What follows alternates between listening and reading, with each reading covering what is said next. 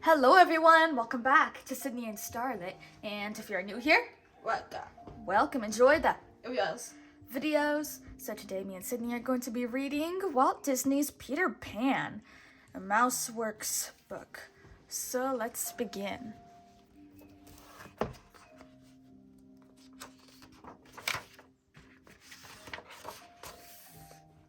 The Darling family lived in London in a big house with a backyard. 6 of them lived in the house: Mr. Darling, Mrs. Darling, and their children, Wendy, Michael, and John. Then there was Nana, the children's nursemaid. Nana also happened to be a dog, but she took wonderful care of the children. She served them breakfast, gave them their medicine, and tucked them in bed at night. She also looked after them when their parents went out for the evening. On one such night, Mr. and Mrs. Darling were planning to go out to the theater. That same night, Peter Pan decided to visit the house, and it wasn't his first visit either. But before Mr. and Mrs. Darling could go out, they had to get dressed. Mr. Darling was upset because he could not get his tie just right. Although he was quite a clever man, Mr. Darling sometimes had trouble with simple tasks, such as getting dressed. This night, he was even more upset because his children had drawn a picture of a treasure map on his shirt front. Luckily, Mrs. Darling had been able to get the chalk marks out. Still, Mr. Darling shouted at his children and even shouted at poor Nana, who hadn't done anything wrong. Not even Mrs. Darling could calm him down. Meanwhile, Michael and John were playing with cardboard swords, pretending they were Peter Pan and Captain Hook. "You thought you could escape, Peter Pan, but now I've got you," said John as they jumped across the bed. Mr. Darling called the story of Peter Pan Poppycock and Fiddle Faddle, but the Darling children believed that he was real.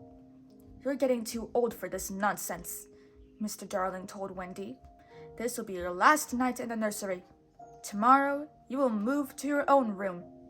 Wendy was not happy to hear this, and the whole family was unhappy when Mr. Darling decided to tie Nana outside for the night. After Nana was tied outside and the Darling children were tucked in bed and kissed goodnight, Mr. and Mrs. Darling left for the theater. Immediately after they left, Peter Pan slipped into the window of the nursery. It seemed that he had visited the nursery a few nights earlier. He liked to sit in the shadows and listen to the wonderful stories Wendy told her brothers. However, on his last visit, Peter had gotten separated from his shadow, and Nana wouldn't give it back to him. Wendy was thrilled when she spoke up and saw Peter leaping across the room, chasing after his shadow. But she wasn't thrilled when she felt a tug at her hair. "Ouch! Who was that?" squealed Wendy.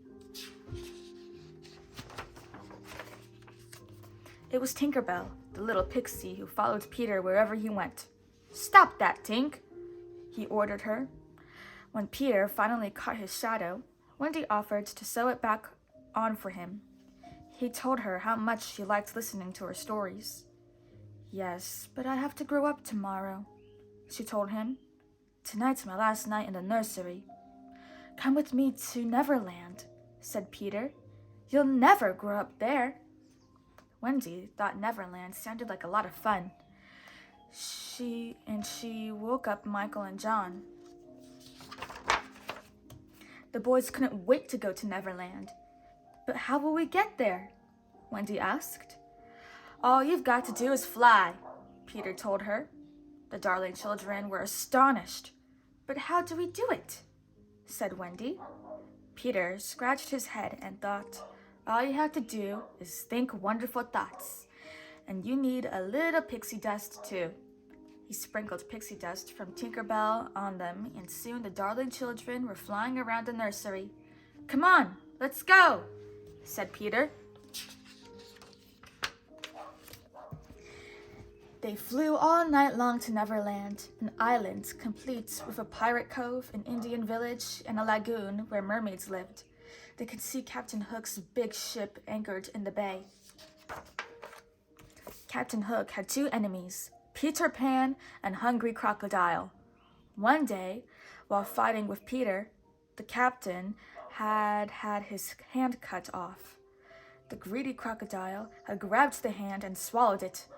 He liked the taste so much, he had followed Captain Hook ever since, hoping to get another tasty bite. Later, Captain Hook had fed the crocodile a clock. Then at last, he could hear the crocodile sneaking up on him. Captain Hook had very sharp eyes. As soon as he saw Peter Pan flying over the ship, he shouted, "Prepare for action! I'll get him this time! I've waited years for this!" Peter, Wendy, and the boys were resting on a big cloud when boom!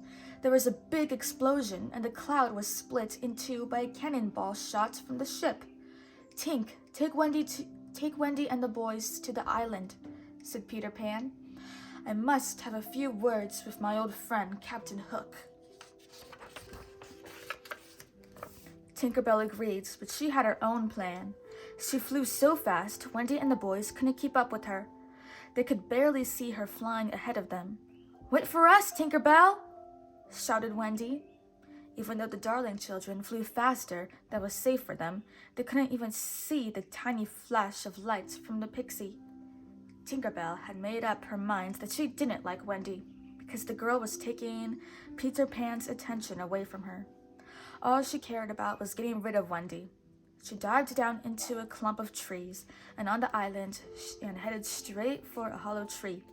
She knew exactly where she was going and exactly what she would do.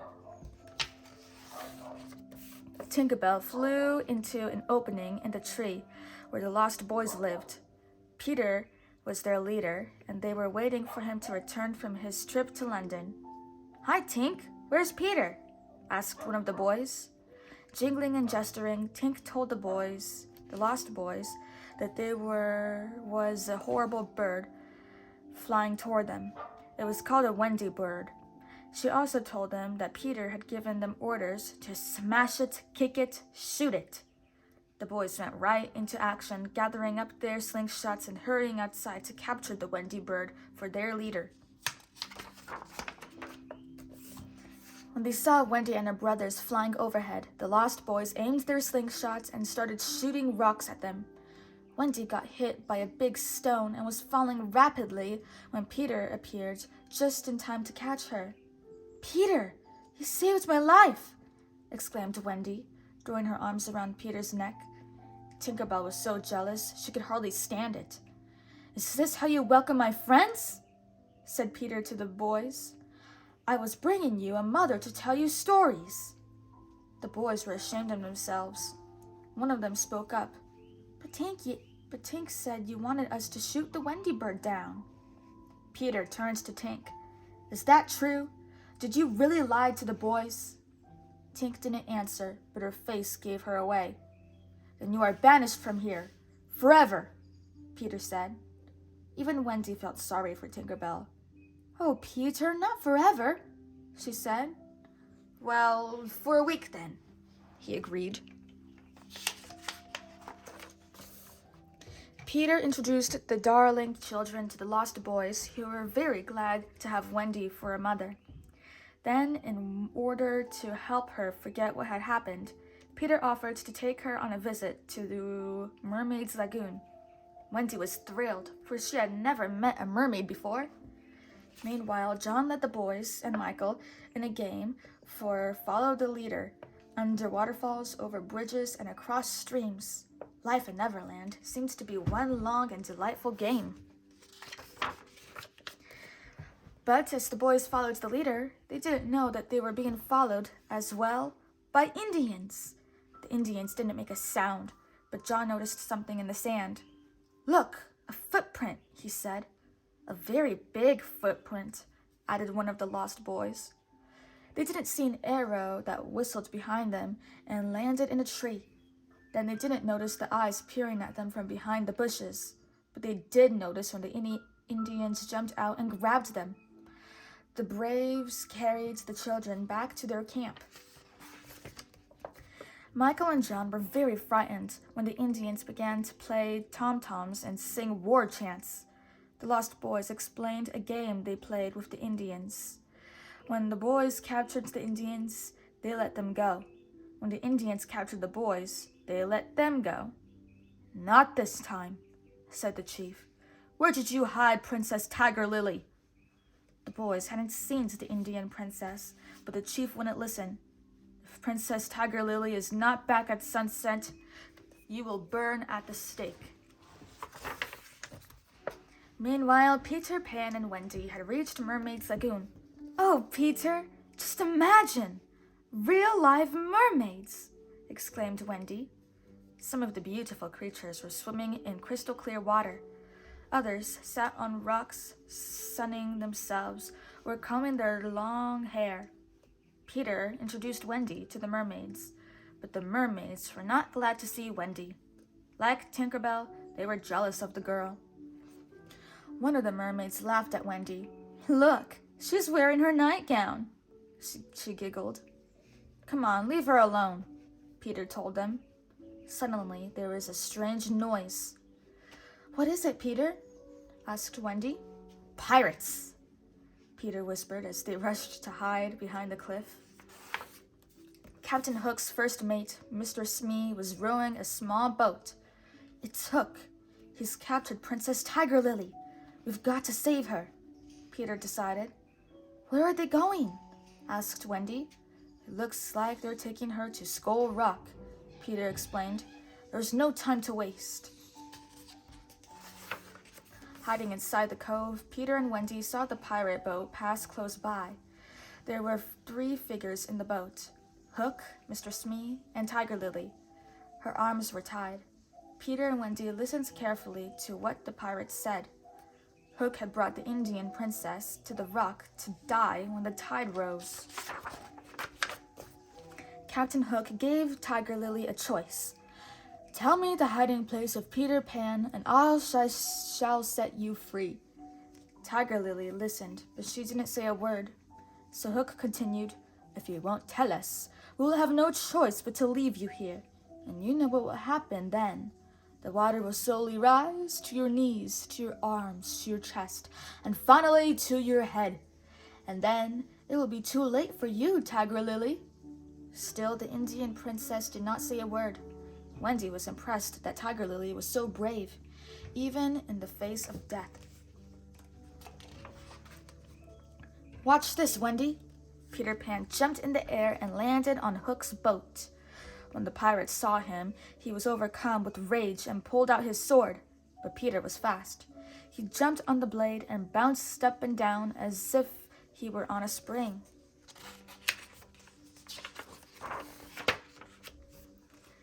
The fight that followed was fierce, and neither Peter nor Hook would give in. Blast you, Pan! I've got you now! Snarled the pirate captain. As Hook thrust his sword at the boy, Peter leaped from rock to rock. You haven't caught me yet, laughed Peter. Hook began fighting even harder. Just when he was about to win the sword fight, Mr. Smee called out, I say, Captain, do you hear something? Sure enough, the tick-tock of the crocodile's clock was moving toward Captain Hook. Smee! Help! Shouted the pirate as he lost his balance.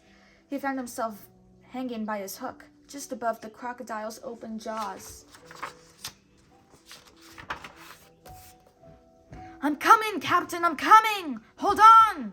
Smee was rowing as hard as he could, as Hook slipped down into the jaws of the hungry crocodile.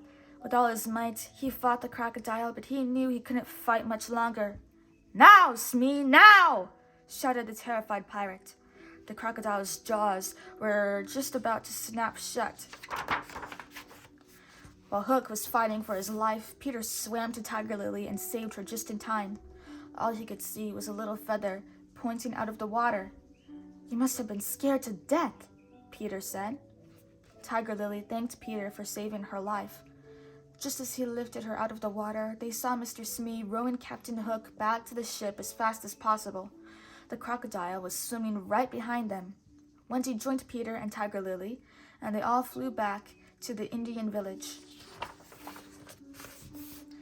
When they got to the village, the first thing they did was greet Tiger Lily's father, the big chief. The chief called Peter Mighty Warrior and made him an honorary Indian thank him for saving his daughter's life. Then Peter and the chief sat in the teepee, and Peter wore a big feather headdress. The children were set free and joined in the festivities. As the Indians played the tom-toms, a dance was held around the totem pole. Everyone had a wonderful time, except Wendy, who sat to one side, thinking that Peter hadn't paid any attention to her since he had saved Tiger Lily's life. Wendy was relieved when Peter announced it was time to go home. John was the leader once again, and the Lost Boys sang as they followed him through the forest. They were all feeling happy and triumphant. Little did they know that Captain Hook had a new plan to destroy Peter Pan. This time, he would use Tinker Bell to help him trap his enemy. Hook had learned that Tink had been banished by Peter. "Trap her, Smee," commanded the scheming Hook. "She may help us do what we want." Tinker Bell was still in exile, and she still blamed Wendy for all her problems. She wanted revenge, but she hadn't come up with any ideas yet. When Smee found the tiny pixie, he took off his cap and trapped her in it.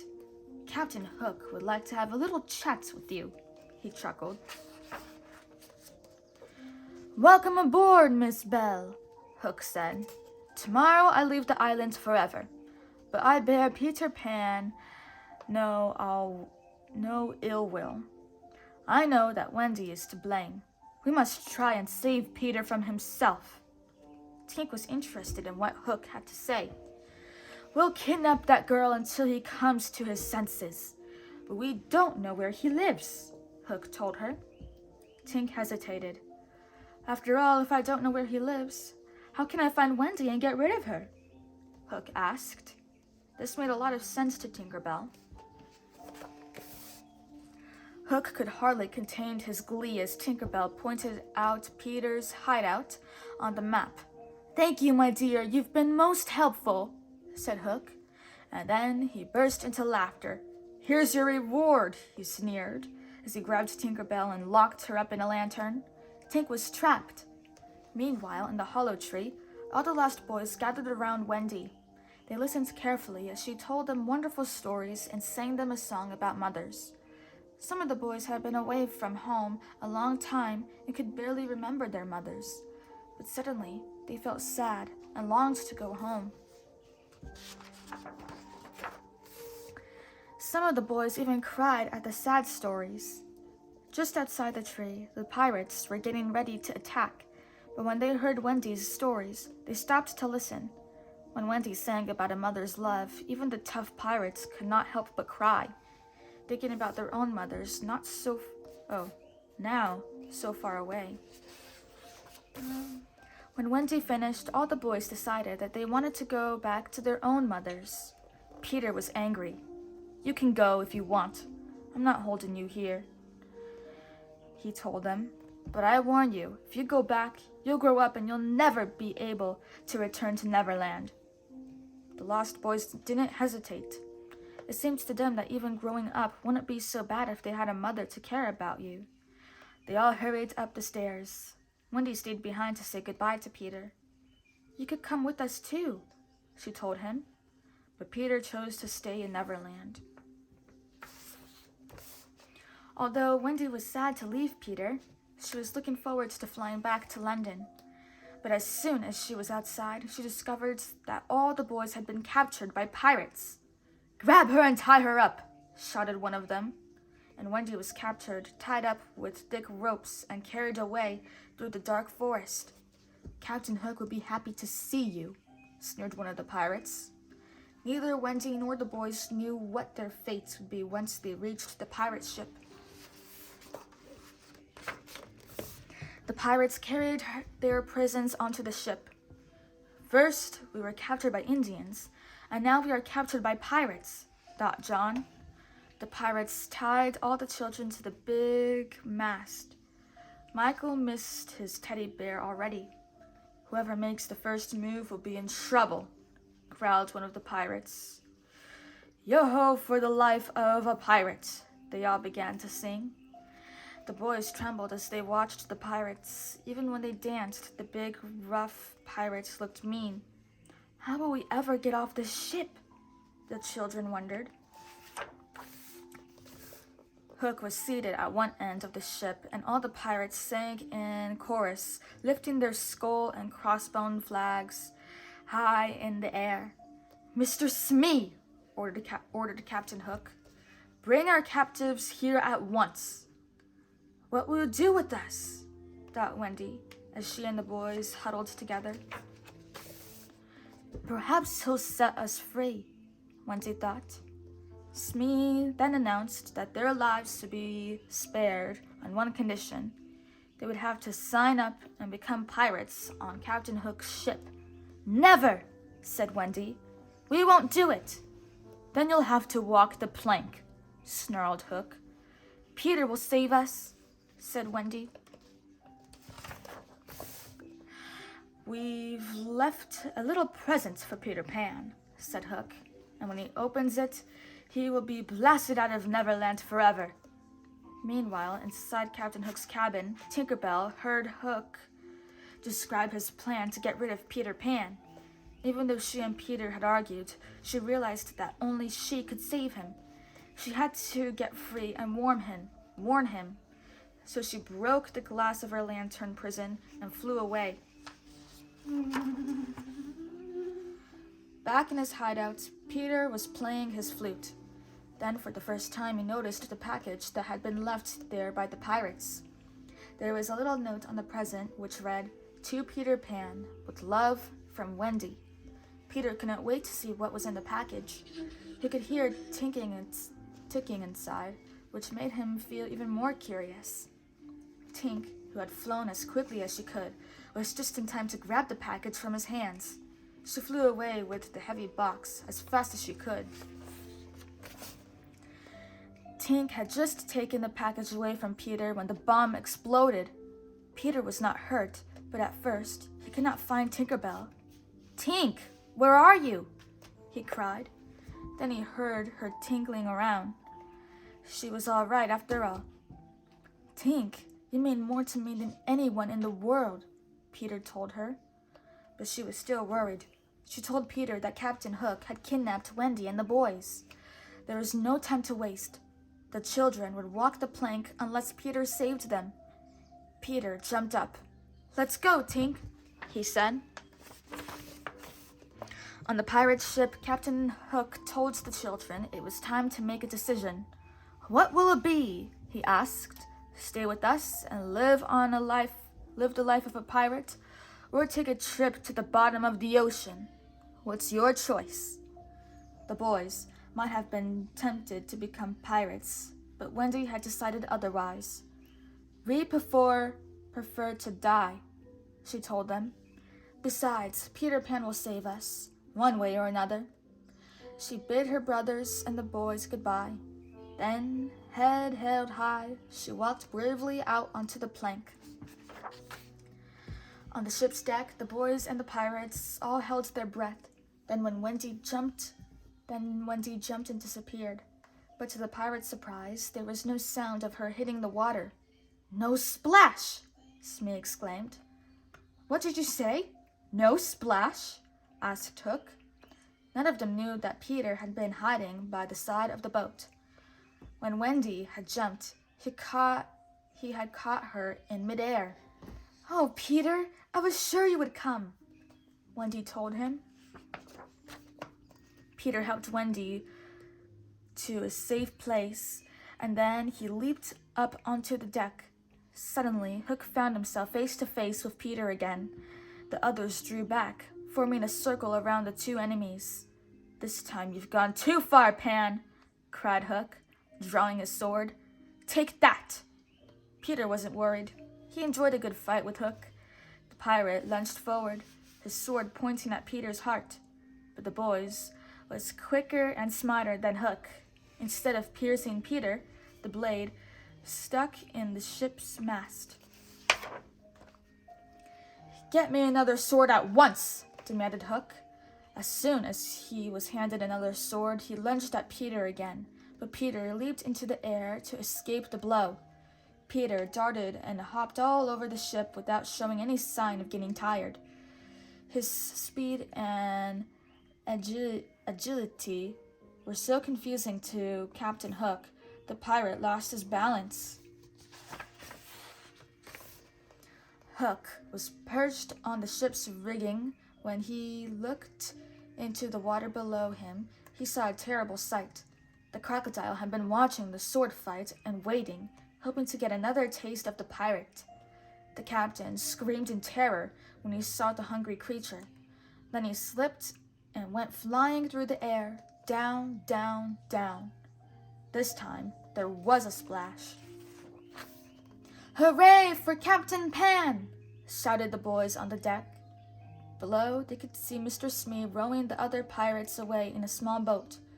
Captain Hook was swimming furiously behind the boats with the crocodile in pursuit. "Hurry up! We're casting off!" shouted Peter. "Where are we going?" asked Wendy. Peter smiled broadly. "I'm taking you back to London." "Go ahead, Tink," he ordered. As the children cheered, Tinker Bell sprinkled golden pixie dust all over the ship. What happened next was most unusual, even in Neverland. The boat, which had become a beautiful glowing golden color, had grown as light as a feather, was carried up by the wind. It could be clearly seen sailing proudly across the sky. It floated high above the bay and the forest. The Indians couldn't believe their eyes when the ship drifted overhead. The ship sailed effortlessly for a very long time. Suddenly, Michael cried out, "Did you hear it?" "Hear what?" his sister asked. "Big Ben ringing from the Westminster clock," he answered happily. "We're home again." When Mr. and Mrs. Darling returned home, they found their three children asleep in the most surprising places. Wendy was on the windowsill, Michael was lying at the foot of his bed, and John was asleep on the floor, holding his top hat on his chest. As their parents tried to put them back in their beds, the children awoke and began to chatter excitedly of their wonderful adventures in Neverland. Peter Pan took us there, and we met the lost boys. Then we were taken prisoner by the Indians, and after that by the pirates. But Peter saved us both times, Wendy said. Mr. Darling didn't pay any attention to her. "I guess we'll have to wait a while before you're grown up. And it seems we need Nana in the nursery after all," he said, bringing the dog inside. Suddenly, out of the window, they could see the shadow of a big ship cast over the moon. "Look! That's Peter's ship! He's going back to Neverland!" John exclaimed. And as he watched, Mr. Darling said, "You know, I have the feeling I've seen that ship before, but it was a long time ago when I was very young." Yes. And Yes. Alice. So that is it for today, everyone. Really hope you all enjoyed it, and we'll see you all next time. Bye-bye. Bye-bye. Pick out your favorite page. Simba. Simba.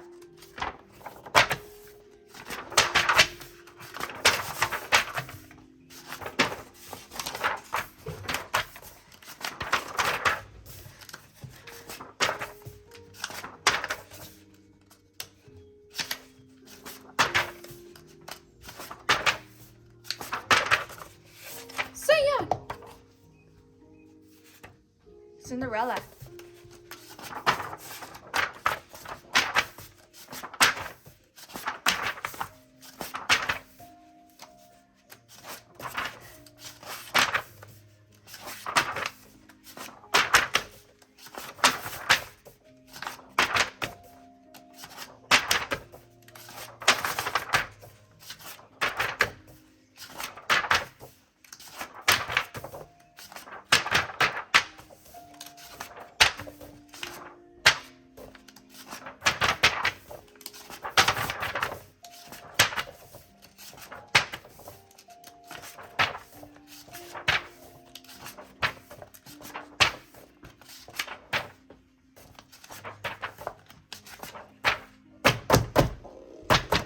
Who's your favorite character?